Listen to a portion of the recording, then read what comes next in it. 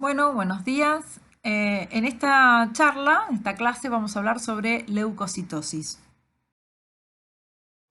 Vamos a definir lo que es leucocitosis, vamos a ver la fisiopatología del sistema leucocitario, la clasificación, y vamos a especificar cada una de las leucocitosis: neutrofilia, linfocitosis, monocitosis, eosinofilia, basófilos, y las etiologías de cada una de estas entidades y cómo ustedes tienen que enfocar a un paciente con leucocitosis. Entonces, a diferencia de los que son los hematíes y las plaquetas, los leucocitos son células completas que tienen citoplasma, membrana y núcleo, que tienen diversos tipos morfológicos. Entonces, los leucocitos se originan a partir de células totipotenciales que van a dar grupos de células pluripotenciales que se van a diferenciar a las diferentes estirpes que van a dar a los diferentes leucocitos. Entonces, el citoplasma es de color azulado o gris en los linfocitos y monocitos, y existen granulaciones que van a diferenciar a los granulocitos, que van a tener diferentes colores. Las granulaciones con colores pardos son características de los neutrófilos, las anaranjadas de eosinófilos y azul oscuro de basófilos. Entonces, fíjense que tenemos estas stem cells, células progenitoras, van a dar a células maduras que después van a dar las diferentes series de componentes de la sangre, ¿sí? Como los glóbulos rojos, las plaquetas y los leucocitos. Entonces acá, a partir de células progenitoras, se van a diferenciar en la serie mieloide y la serie linfoide. La serie mieloide es la que se va a diferenciar. Por un lado, va a dar a los monocitos, que van a ir a los macrófagos, y por el otro lado va a dar los promielocitos, que se van a diferenciar en eosinófilos, neutrófilos y basófilos, que son los granulocitos. Entonces tenemos los granulocitos, eosinófilos, neutrófilos y basófilos, los agranulocitos, los monocitos que van a ir cuando van a los tejidos se transforman en macrófagos. Y por otro lado tenemos los linfocitos. Entonces, la clasificación tenemos los granulocitos o polimorfonucleares, neutrófilos, eosinófilos y basófilos, los agranulocitos o mononucleares, monocitos y linfocitos. Entonces, como dijimos, los granulocitos tienen gránulos dentro de sus membranas celulares, que esos gránulos contienen elementos que los ayudan a cumplir su función. Tenemos eosinófilos, neutrófilos y basófilos. Y los granulocitos son los linfocitos, que constituyen, vamos a ver después, un porcentaje dentro de los leucocitos. Cada uno de estos leucocitos, granulocitos o granulocitos tiene un porcentaje determinado, un valor absoluto. Los linfocitos tenemos los linfocitos B, T y natural killer. Y por otro lado tenemos los monocitos, ¿sí? Que cuando estos monocitos llegan a los tejidos, maduran y se diferencian a macrófagos, se denominan macrófagos. Después tenemos leucocitos fijos, ¿sí? Estos leucocitos fijos migran a los tejidos, ¿sí? Y permanecen ahí como células fijas. Por ejemplo, las del hígado se llaman células de Kupffer. Los histocitos son el tipo de células inmunitarias que ingieren sustancias extrañas para proteger de las infecciones. Las células dendríticas, que a menudo migran a los ganglios linfáticos. Los mastocitos, que tienen que ver con las reacciones alérgicas. Y la microglia, que son nada más y nada menos que células del sistema inmunológico que se encuentran en el sistema nervioso central y la médula espinal. Entonces, el recuento de leucocitos en sangre periférica es de 4.500 a 11.000. Por supuesto que esto puede variar de acuerdo a la literatura, de acuerdo a los laboratorios donde uno se haga los análisis, pero más o menos va entre 4.500 y 11.000, entre 5.000 y 10.000. Este es el valor absoluto por células por milímetro cúbico. Después tenemos la fórmula leucocitaria. Que hablamos de fórmula leucocitaria cuando tenemos neutrófilos, ¿sí? Que se dividen en callados y segmentados, Y fíjense que tenemos neutrófilos encallados de 0,2 a 6% del total, que son 150 a 200 células por milímetro cúbico. Los neutrófilos segmentados, el 55 al 70%, la mayoría son neutrófilos segmentados en la sangre periférica, entre 2.500 y 7.500. Los eosinófilos 1 a 4%, 20 a 500. Basófilos 0,2 a 1,2%, de 10 a 60 células. Linfocitos son los segundos en frecuencia, 17 a 45%, 1.300 a 4.000. Y monocitos 2 a 8% entre 150 y 900. Eso es el recuento total normal y el porcentaje y el valor absoluto de cada uno de este total de leucocitos. Entonces, fíjense que en un 2,5% de la población puede presentar valores superiores a lo normal, ¿sí? Y eso no significa patología, sino que significa que va fuera del rango de referencia. Los leucocitos aumentan por la tarde, con el ejercicio, con la gestación y el puerperio, y pueden variar en el ciclo menstrual. Entonces es importante ver cuándo se tomó sangre para hacer leucocitosis, si se hizo a la mañana, si se hizo a la tarde, si fue después del ejercicio, y en el caso de las mujeres, si estamos en el puerperio, en el embarazo y qué ciclo menstrual. Las mujeres en edad fértil tienen cifras superiores a los hombres y los niños tienen cifras superiores a los de los adultos, ¿sí? Fíjense que los neutrófilos, que son la mayor cantidad dentro del recuento total de leucocitos, pueden variar un 10% a lo largo del día. Entonces, la leucocitosis, si yo tengo un valor absoluto normal entre 4.500 y 11.000, se considera leucocitosis cuando hay más de 11.000 células por milímetro cúbico en sangre periférica. Y si yo tengo leucocitosis, que me está hablando de un aumento del valor absoluto, después tengo que ir a ver qué tipo de leucocitosis tiene el paciente. Si tiene una leucocitosis a predominio de neutrofilia, es por aumento de los recuentos de neutrófilos. Es por linfocitosis, aumento del recuento de linfocitos. Eosinofilia, aumento de recuento de eosinófilos. Monocitosis, aumento de recuento de monocitos. Y basofilia, un aumento de recuento de basófilos. La leucocitosis suele ser más frecuentemente a expensas de los neutrófilos, o sea que se llama neutrofilia. Y estos son todos conceptos y nombres que ustedes tienen que empezar a incorporar.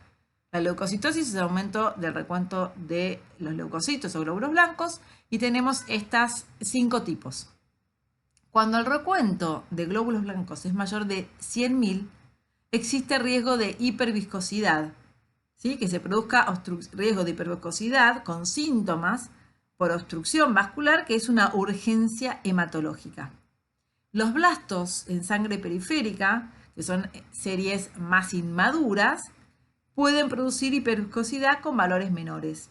Entonces, el síndrome de hiperviscosidad, que tiene esas características clínicas, puede estar dado cuando los glóbulos blancos sean en más de 100.000 y pueden ser maduros, estirpe madura, o puede haber estirpes más inmaduras en blastos que pueden producir hiperviscosidad sanguínea, pero con valores menores. Cuando uno encuentra o tiene que evaluar a un paciente con leucocitosis, tiene que pensar, primero, si el trastorno es primario hematológico o es una reacción secundaria reactivo a otra enfermedad. Porque uno puede tener leucocitosis de origen hematológico o secundario que sea una manifestación reactiva a otra enfermedad sistémica. Segundo, si esa leucocitosis es asintomática o se produce en el contexto de un compromiso hemodinámico, como puede ser, por ejemplo, en un shock séptico. Y tercero, si esta leucocitosis sea solamente está sola o está acompañada de otra serie afectada, como puede ser los glóbulos rojos, ¿sí? Los eritrocitos o las plaquetas. Entonces, esto es lo primero que ustedes tienen que pensar. ¿El trastorno es primario hematológico o está asociado a una enfermedad? Es reactivo, es secundario a otra enfermedad, que puede ser una enfermedad sistémica, inflamatoria, inmunológica, infecciosa. Segundo, ¿es asintomático o se da en un paciente que tiene una infección sistémica, por ejemplo la sepsis, o tiene un compromiso hemodinámico, está chocado? Y por último, ¿es una leucocitosis sola o además acompaña de anemia, ¿sí? O poliglobulia, o se acompaña de trombocitopenia o trombocitosis por aumento o disminución de los glóbulos rojos y de las plaquetas?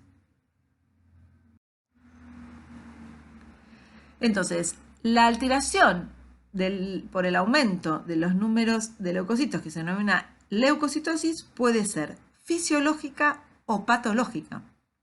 Fíjense, las causas fisiológicas de leucocitosis: el embarazo, la infancia o la niñez, el esfuerzo, el ejercicio y el calor. Las formas reactivas: el dolor intenso, el estrés, poshemorragias, quemaduras, necrosis tisular, traumatismos.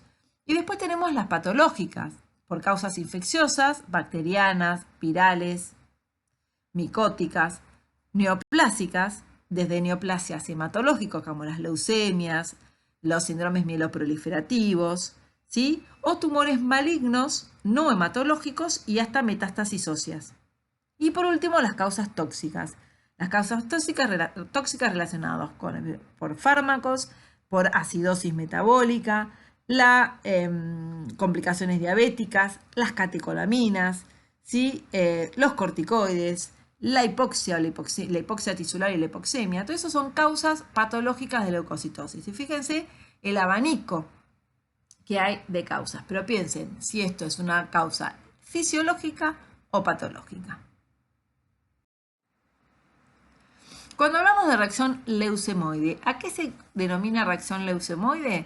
Es a la leucocitosis reactiva acentuada y desproporcionada en respuesta a una causa subyacente, como por ejemplo una infección viral, una infección bacteriana, la presencia de gran cantidad de necrosis tisular. Y no es por leucemia, no es una leucemia, sino es una leucocitosis reactiva acentuada y desproporcionada. En general cursan con leucocitosis mayor de 50.000 por milímetro cúbico y puede llegar a más de 100.000. Y para que sea reacción leucemia en general, se acompaña de desviación hacia la izquierda. ¿Qué significa? Que hay aumento de presencia de neutrófilos encallados, que son más inmaduros que los segmentados, metamielocitos, promielocitos en sangre periférica. Es decir, que hay un aumento de los glóbulos blancos en total, con desviación hacia la izquierda de series más inmaduras y un aumento de la intensidad de las granulaciones con vacuolización citoplasmática y los cuerpos de Dol que después vamos a ver. Estas son las características de la reacción leucemoide. No solamente el valor absoluto, más de 50.000, es una respuesta reactiva, acentuada y desproporcionada a otra causa, no es una leucemia, pueden llegar a más de 100.000 o hasta 100.000, pero siempre van acompañadas de desviación hacia la izquierda, es decir, de neutrófilos encallados, metamielocitos, promielocitos, ¿sí? Y algunas modificaciones con aumento de la intensidad de las granulaciones, vacuolización citoplasmática y cuerpos de Dol. Pueden simular un cuadro de leucemia o síndrome mieloproliferativo crónico. Y las reacciones leucemoides más frecuentes se encuentran ante infecciones bacterianas, ante la asplenia o neoplasias no hematológicos y ante la administración de ácido transretinoico. Estas situaciones son las que dan reacciones leucemoides más frecuentemente. ¿Cuáles son las alteraciones morfológicas que se dan acá? Ante la desviación hacia la izquierda, ¿sí? Leucocitosis con reacción leucemoide. Se pueden detectar por la microscopía óptica si uno hace un frotis de sangre periférica, ¿sí? Y son características estas alteraciones morfológicas de las reacciones de leucemoide, que es la desviación hacia la izquierda, ¿sí? Más granulaciones tóxicas, la presencia de formas inmaduras de granulocitos en sangre periférica, es decir, mielocitos, metamielocitos y neutrófilos encallados, junto con con granulaciones más intensas de los mismos en el citoplasma, que debe hacer sospechar en primer lugar un proceso infeccioso. Granulaciones gruesas o granulaciones tóxicas con aumento de los leucocitos, reacción leucemoide de 50.000 o más, con desviación hacia la izquierda, es decir, con presencia de fórmulas inmaduras, hace pensar, esto es una reacción leucemoide, que la causa más frecuente es una infección bacteriana, pero también puede darse por la ausencia del vaso, por tumores sólidos y por algunos medicamentos, como por ejemplo el ácido transretinoico. Otro concepto que tienen que tener en cuenta es la leucoeritroblastosis. Esta es la presencia de leucocitos inmaduros y hematíes nucleados en sangre periférica, que son los eritroblastos. La causa más frecuente de este aumento de los leucocitos inmaduros y de hematíes también inmaduros que tienen núcleo, que son los eritroblastos, es la infiltración metastásica de la médula ósea por tumores sólidos, como de mama, próstata o pulmón. Otras causas es la radiación, la radioterapia, la presencia de hemólisis, tuberculosis o intoxicaciones. Entonces, fíjense que ustedes le hacen una biopsia de médula y encuentran leucocitos inmaduros, ¿sí? Y hematíes nucleados, eritroblastos, y eso les hace pensar en la leucoeritroblastosis. Bueno, los neutrófilos. Vamos a ver los neutrófilos. La neutrofilia, es decir, la leucocitosis por la neutrofilia, es la causa más frecuente de neutrofilia, de leucocitosis. Los neutrófilos son granulocitos, que son los que se encuentran más abundantemente en sangre periférica, maduran en la médula ósea y el tiempo de maduración es de 10 días.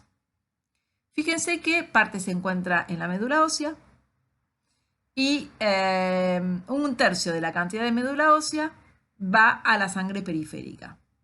Y la sangre periférica se distribuye en dos compartimentos. Uno es el pool circulante, que permanece en la sangre circulante durante 10 horas y es la que está atenta, ese pool está atento a cualquier proceso extraño o infección. Y un pool marginal o de reserva, que es el que se encuentra adherido al endotelio de la microcirculación. Entonces, los neutrófilos maduran en la médula ósea, se quedan en la médula ósea aparte y parte va a la sangre periférica. Y ahí está, circulando por 10 horas y después se suicidan los neutrófilos, se mueren y el resto queda adherido al endotelio de la microcirculación. Existen factores estimulantes de conolia de granulomonocitos o de granulocitos que son producidos por el endotelio, los fibroblastos, los monocitos y los macrófagos por las interleuquinas que estimulan la proliferación y maduración de los granulocitos y activan las funciones de los neutrófilos. El factor estimulante de colonia de granulocíticos o de granulocitos es el más importante para el mantenimiento de las cifras circulantes de los neutrófilos. Esto es importante porque existe farmacológicamente tratamiento cuando un paciente tiene bajos neutrófilos, se le da factores estimulantes de colonia para poder aumentar la proliferación y la maduración de los neutrófilos.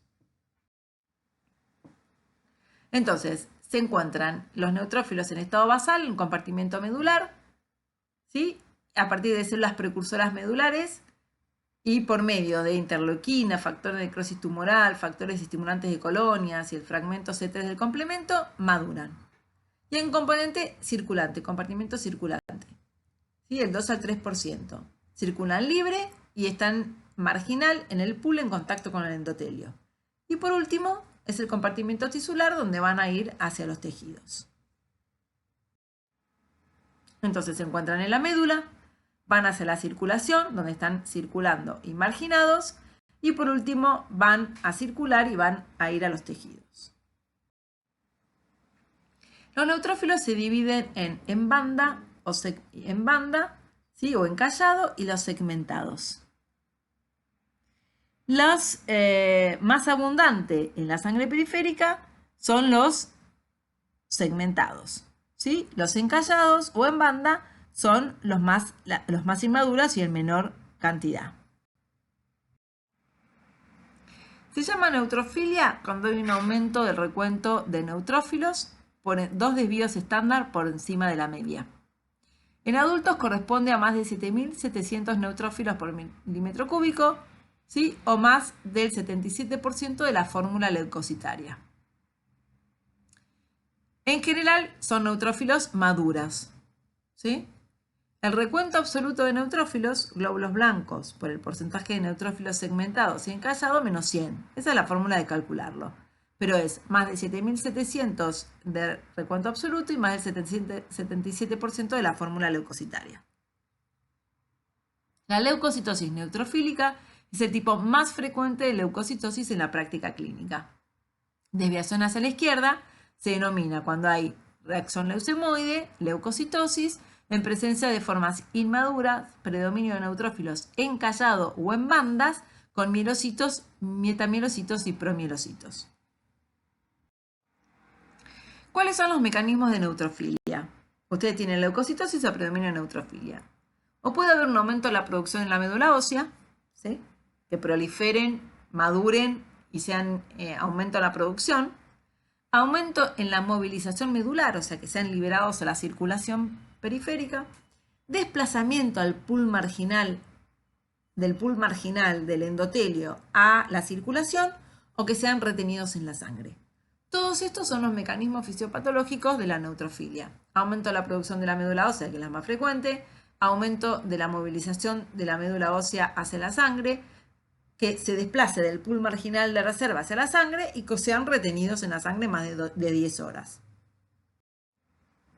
Causas. Las causas de neutrofilia que ustedes van a ver acá en medicina interna en general son más frecuentemente secundarias. ¿Y secundarias a qué? Fíjense a procesos infecciosos, bacterianos agudos y crónicos, localizados o generalizados, estrés emocional o físico, tabaquismo. Las personas que fuman tienen neutrofilia y más leucocitos que las personas no fumadoras.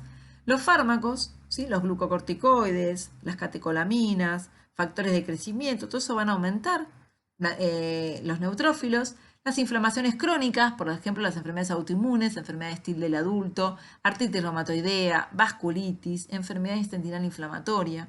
Desde metabólica, fíjense, cetoacidosis, acidosis, aumento de la urea, la hiperuricemia con la gota aguda, asplenia e hipoesplenia, o después que a uno le extraen el vaso, la postesplenectomía, síndromes mieloproliferativos, síndrome de Sweet, tumores no hematológicos como paraneoplasia, hemorragia y hemólisis aguda como una reacción reactiva, todo lo que sea necrosis tumoral, infarto de miocardio, lisis tumoral, quemaduras, gangrenas, ¿sí? Y después tenemos las causas fisiológicas como el parto, el puerperio, el posoperatorio, la menstruación, el ejercicio, y algunas que pueden ser espurias, que no son reales, como la presencia de crioglobulinas en sangre periférica y la agregación plaquetaria.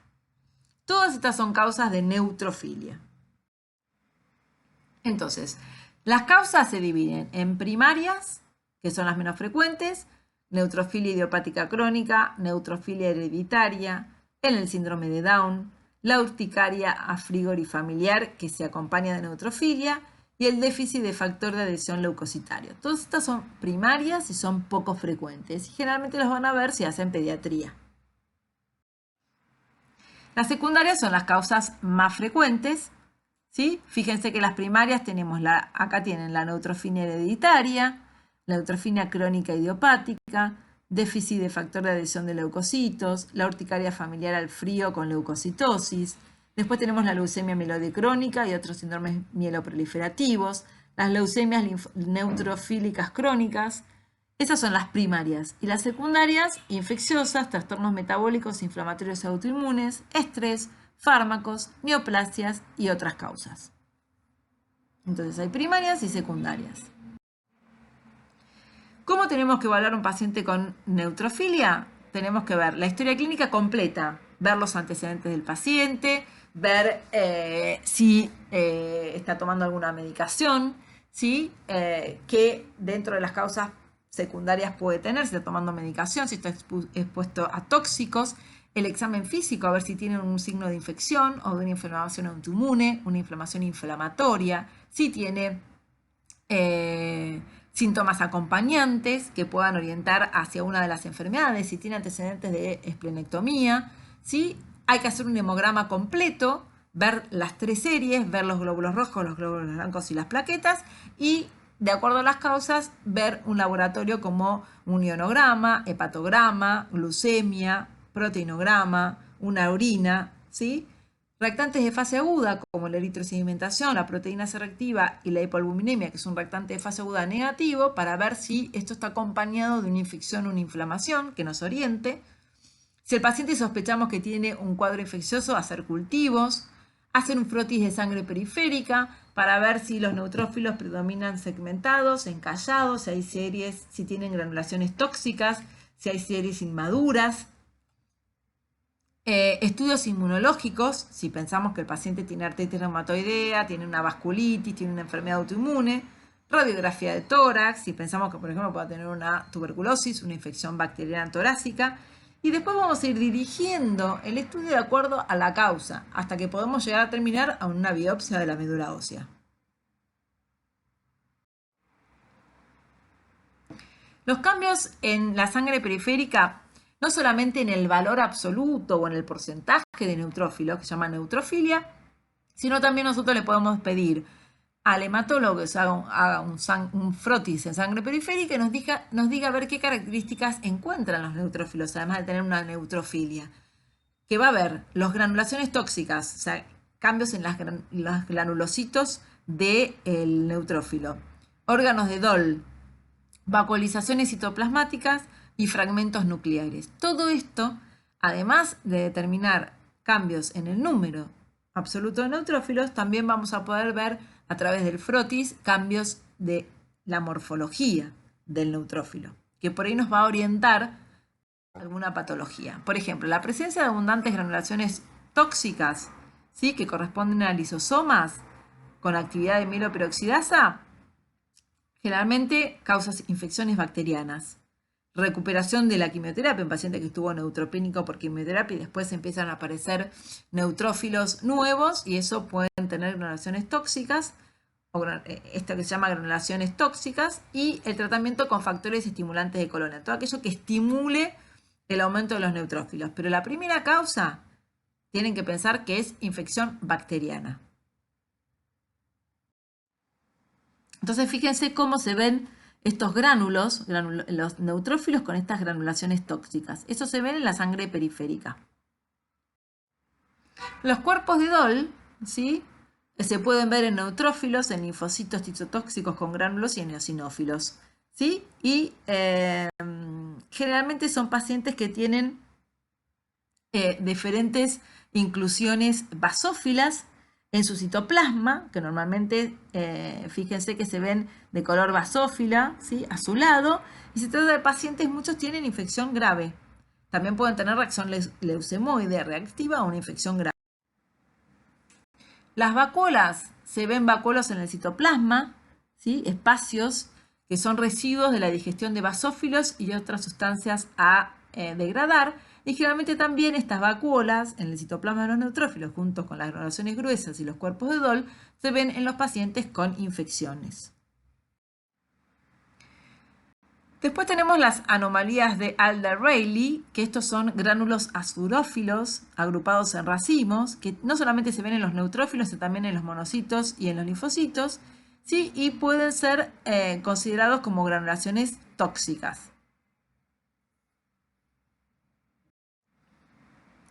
Las anomalías de Pelger-Wett se caracterizan por hiposegmentación nuclear, ¿sí? El núcleo es unilobulado o bilobulado. Generalmente el núcleo del neutrófilo está hipersegmentado. Acá se ve que está hiposegmentado, ¿sí? Esto carece de manifestaciones clínicas, pero se puede dar en infecciones, en anemia refractaria, en las leucemias, en medicamentos mielotóxicos, ¿sí?, en síndromes mieloproliferativos. Entonces, estas anomalías que se ven en la sangre periférica, si uno como médico clínico general ve un paciente con neutrofilia, le pide un frotis de sangre periférica para ver estas anormalidades y orientarnos.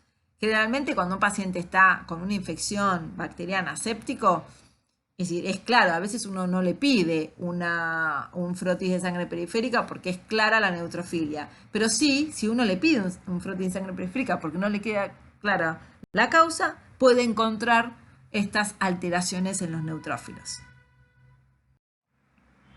Entonces, empiezan en infección cuando hay una leucocitosis a predominio de neutrofilia, cuando hay granulaciones tóxicas, pseudopelger, vacuolas, cuerpos de Dol, pignosis nuclear, leucocitosis con desviación hacia la izquierda, leucopenia y neutrofilia, porque también puede haber leucocitosis con neutrofilia y también puede haber leucopenia en las infecciones graves.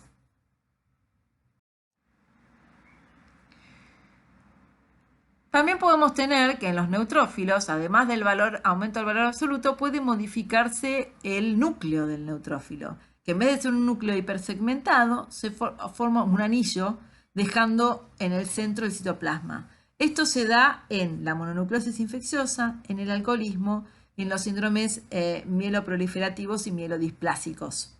¿Sí? Son el núcleo de los neutrófilos en anillo.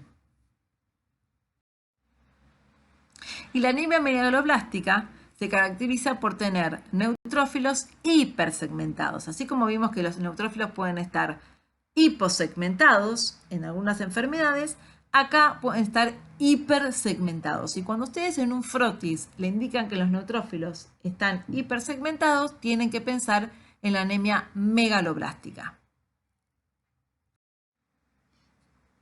Entonces, las neutrofilias pueden ser fisiológicas o infecciosas. Las fisiológicas en realidad no tienen desviación hacia la izquierda, no tienen granulaciones tóxicas y no tienen eosinopenia.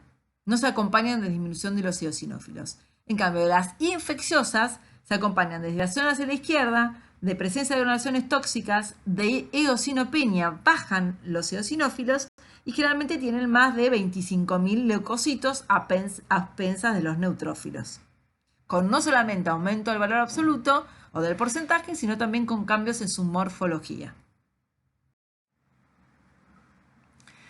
El otro aumento de leucocitos que me gustaría hablarles en segundo lugar es la presencia de eosinofilia. Los eosinófilos, o hablamos de eosinofilia, cuando hay un aumento de los eosinófilos mayor del 3% o mayor de 500 por milímetro cúbico.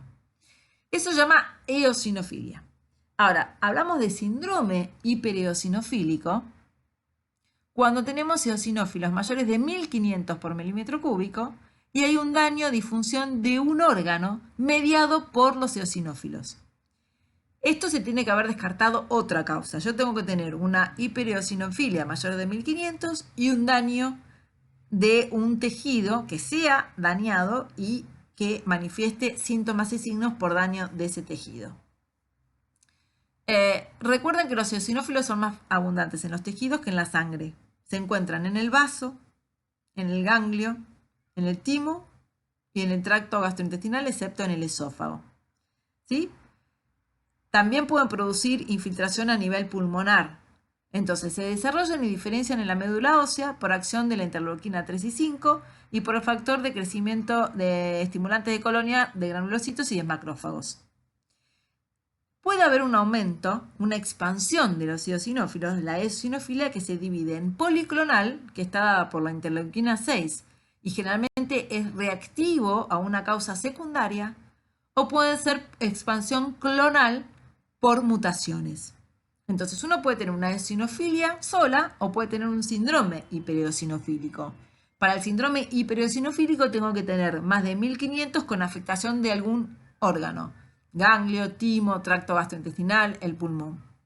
Y esta expansión de los eosinófilos, este aumento de la eosinofilia puede ser policlonal, que realmente es reactiva secundaria a otra causa, o puede ser clonal por mutaciones. Liberan mediadores que causan daño tisular, ¿sí? Y el grado de eosinofilia en sangre periférica no predice el riesgo de daño de órganos. Si bien el síndrome hipereosinofílico está más asociado a más de 1500 de eosinófilos, por ahí puede haber daño de tejidos o de órganos con menos valor. Eso ténganlo en cuenta. Entonces se dividen en primarias y secundarias. Las causas secundarias, fíjense que podemos tener esta mnemotecnia, pero es para que se acuerden. Enfermedades neoplásicas, la enfermedad de Addison, las alergias, las enfermedades del colágeno, los parásitos y los fármacos. Esos dan eosinofilia. Dentro de las neoplásicas tenemos los síndromes hipereosinofílicos primarios, que es por proliferación clonal, por mutaciones, las leucemias agudas y crónicas, las leucemias mieloides crónicas, las mastocitosis sistémicas, los linfomas y los tumores sólidos del tracto gastrointestinal. Después tenemos las parasitosis, helmínticas y no helmínticas. Los protozoos no producen eosinofilia, ¿sí? Los parásitos helmínticos y no helmínticos. Los virus, como el HIV y HTLV, y las infecciones bacterianas también pueden producir, las infecciones bacterianas en vez de producir eosinofilia producen eosinopenia, como vimos. Hay un aumento de los neutrófilos y disminución de los eosinófilos. Eso nos permite hacer la diferenciación. Entonces, las causas, recuerden, neoplásicas, pueden ser hematológicas o no hematológicas, y también pueden ser primarias, que pueden producir los síndromes hipereosinofílicos primarios por proliferación clonal, la enfermedad de Addison, la alergia, el colágeno, los parásitos y los fármacos. Recuerden por qué el Addison, porque el déficit de glucocorticoides, los glucocorticoides producen eosinopenia, ¿sí? El déficit de glucocorticoides aumenta los eosinófilos circulantes. Entonces acá tienen todas las causas, como vimos, ¿sí? Enfermedades alérgicas, fármacos, enfermedades dermatológicas, enfermedades pulmonares, que no solamente estos son causas, sino pueden acompañar al síndrome hipereosinofílico por infiltración tisular de los eosinófilos. Entonces se van a producir, por ejemplo, dermatitis, herpetiformes, eritema nodoso, eritema multiforme, enfermedades pulmonares como el síndrome de Loeffler, neumonías eosinofílicas, ¿sí? Granulomas eosinofílicos, la vasculitis de Schur-Strauss, enfermedades gastrointestinales, hay gastroenteritis eosinofílicas, ¿sí? Granulomas eosinofílicos digestivos, colagenopatías y vasculitis, enfermedades hematológicas, desde linfomas, leucemias, síndromes mieloproliferativos y el síndrome eosinofílico primario o clonal, y, neoplasias, infecciones generalmente parasitarias y otras causas. Se llama síndrome de Dres. Para que ustedes sepan, es aquella reacción a algún medicamento que tiene la característica de acompañarse de fiebre, rash cutáneo, adenopatías, es decir, aumento de los ganglios, y eosinofilia. Cuando ustedes den una medicación a un paciente y de golpe hace fiebre, rash, ganglios inflamados y eosinofilia en sangre periférica, piensen en el síndrome de Dres, que acá la eosinofilia sería una reacción a un fármaco. Entonces, cuando tengan una eosinofilia, tienen que ver si es familiar o es adquirida. Dentro de las adquiridas tenemos las secundarias, infecciosas, no infecciosas, neoplásicas y endocrinopatías, principalmente el Addison, y toda la lista que vimos. Si es primaria, se divide en clonal o idiopática. La clonal está dada por la leucemia aguda y los trastornos mieloides crónicos. Y la idiopática primaria es el síndrome hipereosinofílico. Los síndromes hipereosinofílicos se caracterizan por un aumento de los eosinófilos en sangre periférica mayor a 1500 por más de 6 meses, con afectación de un órgano por la eosinofilia y no explicado por otra causa. Los síntomas y signos de la afectación de esos órganos por infiltración tisular son la médula ósea, la piel, los pulmones, el tracto gastrointestinal, el corazón y el sistema nervioso. Pueden dar fiebre, pérdida de peso, hepatosplenomegalia, fibrosis pulmonar, insuficiencia cardíaca, anemia, trastornos focales del sistema nervioso. Entonces, fíjense que, como dijimos, son cuadros de hipereosinofilia con afectación tisular de órganos. Hay ausencia de causas alérgicas, parasitarias u otras conocidas, o sea, no se produce por causas secundarias, ¿sí? Se descarta, es por descarte el diagnóstico. Y estos síndromes hipereosinofílicos se clasifican en 6 variantes: la variante de mieloproliferativa, la linfocítica, la familiar, la asociada a otras causas por superposición y la idiopática. Es un gran abanico de diagnósticos y de estudios de estos síndromes hipereosinofílicos que están asociados o no a una quinasa derivada de una deleción del cromosoma 4 que produce la fusión del gen FIP1L1, que es un factor de crecimiento derivado de plaquetas, ¿sí? Del receptor del factor de crecimiento derivado de plaquetas. Entonces, esto es importante tener en cuenta porque pueden estos síndromes estar asociados o no a este trastorno genético. Entonces, fíjense la clasificación familiar adquirida secundaria y la primaria, clonal o idiopática. Entonces, como pasa con la neutrofilia, hay que hacer una historia clínica completa, ver qué antecedentes tiene de alergia, qué fármacos, qué síntomas, examen físico, qué enfermedad, síntomas asociados tiene, si se encuentran adenopatías, si se encuentra rash, si se encuentra un foco infeccioso, si se encuentra fiebre, un laboratorio completo, reactantes de fase aguda. Acá sí, también frotis de sangre periférica, estudios complementarios y puede ser que necesitemos citometrías de flujo para ver si esta proliferación es clonal o no clonal, estudios genéticos y la biopsia de médula ósea. La tercera leucocitosis puede ser la linfocitosis, que llamamos linfocitosis cuando hay un aumento de los linfocitos mayor de 4.000 a 5.000. ¿Sí? Los procesos que más frecuentemente se relacionan a la linfocitosis son síndromes mononucleósicos y linfoproliferativos crónicos que se expresan en sangre periférica. Esta proliferación, como la de los eosinófilos, puede ser clonal o policlonal. Generalmente la policlonal son secundarias o reactivas y la clonal pueden ser primaria. Entonces, las causas de linfocitosis más frecuentemente son las infecciones virales, la mononucleosis infecciosa de la cabeza, pero cualquier otra infección viral, por citomegalovirus, por varicela, sarampión, hepatitis, ¿sí? Hasta el virus de la inmunodeficiencia humana, en la fase aguda pueden dar linfocitosis. Infecciones virales. Otras enfermedades infecciosas, toxoplasmosis, brucelosis, tuberculosis, sífilis secundaria, también pueden dar linfocitosis. No solamente las infecciones virales y a la cabeza la mononucleosis, pero sí las infecciones virales y otras dan linfocitosis. Después tenemos los trastornos neoplásicos, los carcinomas, ¿sí? La enfermedad de Hodgkin, la leucemia linfocítica aguda, la leucemia linfocítica crónica y el timoma. Y otros trastornos, por ejemplo, algunas reacciones por medicamentos y enfermedad de Graves, ¿sí? Que da hipertiroidismo, también puede dar linfocitosis.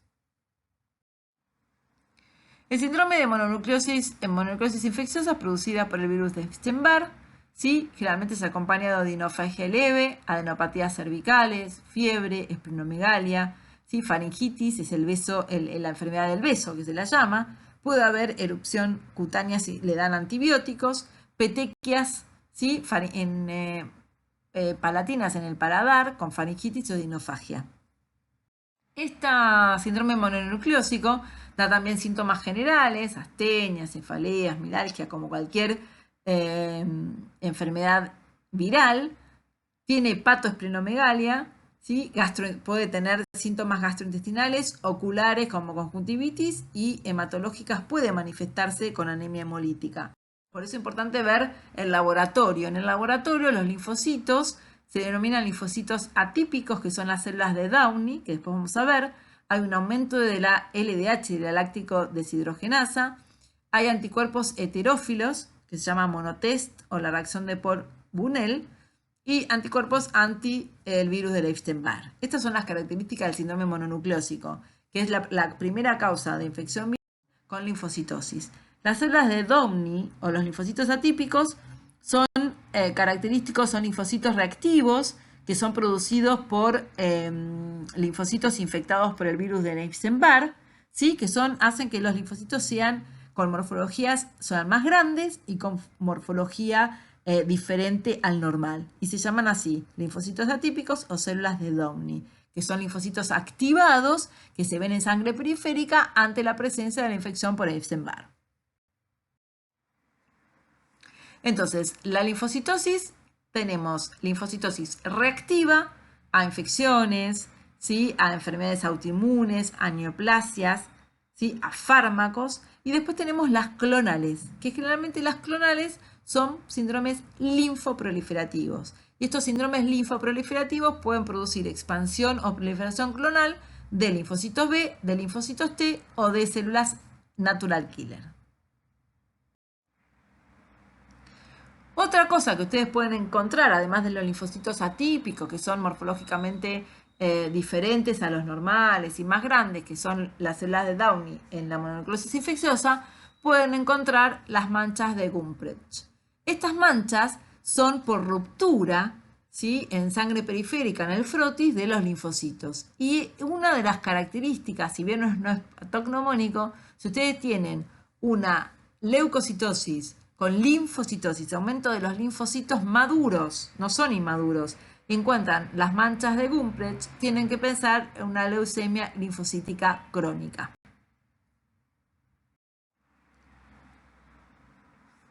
Otra de las leucocitosis es la monocitosis. La monocitosis es el aumento de los monocitos, más del 10% o más de 800, que se dan en situaciones de inflamación crónica, como por ejemplo enfermedades autoinmunes, lupus eritematoso sistémico, artritis reumatoidea, colitis ulcerosa, como la enfermedad intestinal inflamatoria, carcinomas y leucemias monocíticas agudas, mielomonocíticas crónicas y enfermedad de Hodgkin. Algunas infecciones también, además de dar neutrofilia o linfocitosis, pueden dar por micobacterias o protozoos, también pueden dar monocitosis. Y muchas veces, después de una posesplenectomía o una recuperación de una neutropenia después de una quimioterapia, puede producirse también monocitosis reactiva.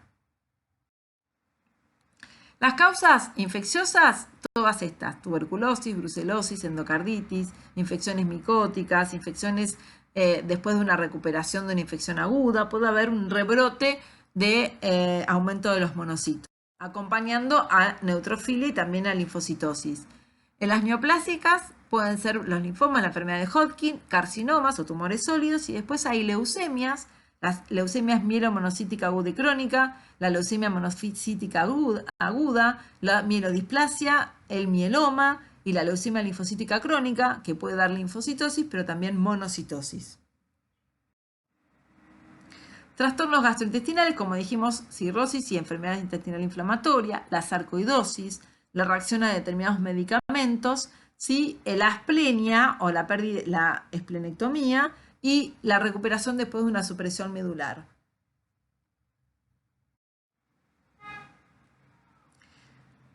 Y tenemos también la basofilia, o sea, la leucocitosis a expensas de un aumento de los basófilos, cuando aumenta más de 1% y más de 200 de valor absoluto por milímetro cúbico. Las causas suelen ser hipersensibilidad a fármacos, enfermedades inflamatorias, alérgicas, infecciones, ferropenia, endocrinopatías, leucemias y linfomas y anemias hemolíticas. Lo que hace la basofilia intensa va a provocar prurito, rubicundez e hipotensión por liberación de histamina. Recuerden que los basófilos tienen en sus gránulos histamina, que la gran descarga histaminérgica va a producir esto: prurito, rubicundez, es decir, enrojecimiento e hipotensión. Entonces, además de ver el aumento de los leucocitos, el aumento del valor absoluto y algunos cambios que vimos de diferentes, como de los neutrófilos y los linfocitos cambios, podemos ver alteraciones en el frotis de sangre periférica que se pueden acompañar de cambios de leucocitosis y de eosinofilia. Por ejemplo, tenemos las inclusiones de aspecto de aguja, que son de color rojo, que son como palitos que se encuentran en el citoplasma, ¿sí?, de blastos y promielocitos en las leucemias mieloides agudas. Nosotros podemos tener leucocitosis en el caso de una LMA, una leucemia mieloide aguda, ¿sí? Podemos tener aumento de blastos y vamos a tener estos batones de Auer, que son como agujas, palitos de color rojo, ¿sí?, eosinófilos en los citoplasmas de los granulocitos.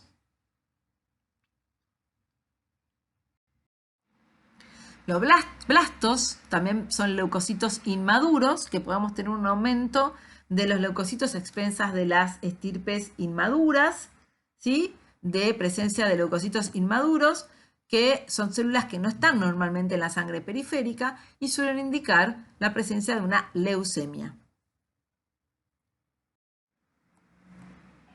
Las células peludas son estas células que se pueden ver en microscopía electrónica, ¿sí?, que son linfocitos con proyecciones citoplasmáticas, con aspectos de pelos, y son típicas de la tricoleucemia. Células peludas corresponden a la tricoleucemia. Son linfocitos con proyecciones citoplasmáticas que se ven como pelos. Acá tenemos los neutrófilos vacuolados, las vacuolas, los cuerpos de Dole, las granulaciones neutrofílicas tóxicas, ¿sí? Las anomalías de Pelger. Acuérdense que eso todo habla de la presencia de neutrófilos encallado, inmaduros, neutrófilos con vacuolas, con granulaciones tóxicas, con cuerpos de Dole y Pelger-Wet. Hablan mucho de infecciones. Los eosinófilos y basófilos de granulados y vacuolados, síndromes mieloproliferativos crónicos, y las sombras de Gumprecht, que son los linfocitos aplastados, que es una cuestión técnica cuando uno hace el frotis, pero que hablan de una linfocitosis madura por leucemia linfocítica crónica. Entonces acá es importante, cuando uno tiene una alteración del valor de leucocitos, consultar al hematólogo para que le haga un frotis de sangre periférica para ver no solamente el valor absoluto de los leucocitos, sino también ver todas estas modificaciones morfológicas que nos puedan orientar hacia un diagnóstico, que puede ser un diagnóstico primario hematológico o un diagnóstico secundario reactivo. Entonces, toda leucocitosis, más allá de la estirpe, tiene que tener una historia clínica completa. ¿Qué antecedentes tiene el paciente? ¿Qué antecedentes familiares? Si toma algún fármaco, si es alérgico, si hizo algún viaje, si tiene la posibilidad de tener una infección generalizada o una enfermedad autoinmune o una neoplasia, tanto un tumor sólido como una enfermedad hematológica, un examen físico completo, un hemograma completo para ver si está acompañado de otra estirpe o no, y hacer todo un laboratorio viendo si hay afectación de diferentes órganos, si hay reactantes de fase aguda, si tiene una infección, hacer cultivos, hacer un frotis de sangre periférica para ver las modificaciones hematológicas, y de acuerdo a lo que yo me oriente, le haré imágenes, estudio de médula ósea, estudios genéticos, si yo pienso que hay clonalidad, por ejemplo, en el síndrome hipereosinofílico, o si tengo una leucemia mieloide o un síndrome mielodisplásico, de acuerdo a lo que me vaya orientando la presencia de leucocitosis. Entonces, ante una leucocitosis tenemos que pensar si el trastorno hematológico es primario o secundario, qué leucocito predomina, si es neutrofilia, linfocitosis, eosinofilia, basofilia o monocitosis, y si hay otra serie que acompaña a esta alteración. Hay más de una serie afectada, además de la leucocitosis. ¿Hay una alteración en los glóbulos rojos, en las plaquetas? Hay que hacer una evaluación clínica general, ver si el paciente tiene una manifestación de una descompensación hemodinámica, de shock, de hemorragia, de infección sistémica, de sepsis, o el paciente está compensado clínicamente.